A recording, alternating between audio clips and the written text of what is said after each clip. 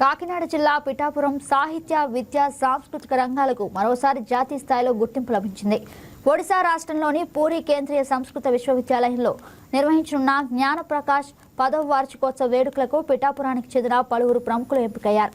విద్య, సాహిత్యం, సంస్కృతి, కళలు, సామాజిక సేవ వంటి రంగాల్లో విశిష్ట సేవలు అందించిన వ్యక్తులను ప్రతి ఏడాది జాతీయ స్థాయిలో గుర్తించి సత్కరించడం జ్ఞానప్రకాశ్ సంస్థ ప్రత్యేకతని నిర్వాహకులు తెలిపారు.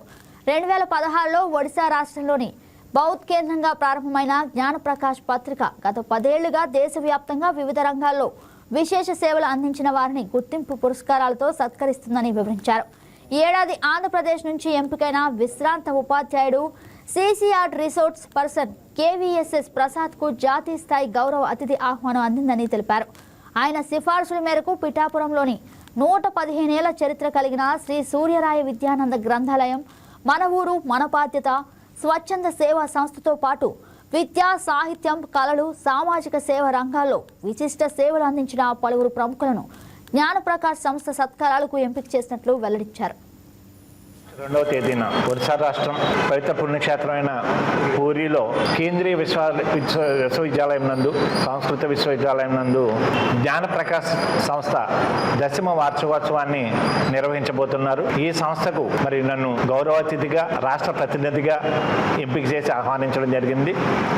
ఈ ఆహ్వానం మేరకు మరి ఆగస్టు 2వ తారీఖున హాజరవుతూ మరి అదేవిధంగా వారు సూచన మేరకు మరి ఈ సంస్థను నిర్వహించే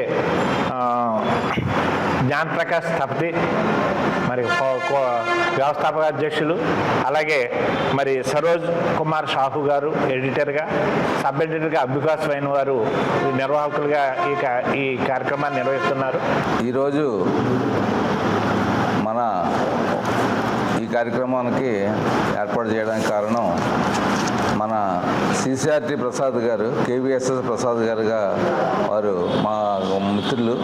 వారు ఈ కేంద్ర ప్రభుత్వంలో ఉన్నటువంటి అనేక ఈ సాంస్కృతిక సంస్థలతోటి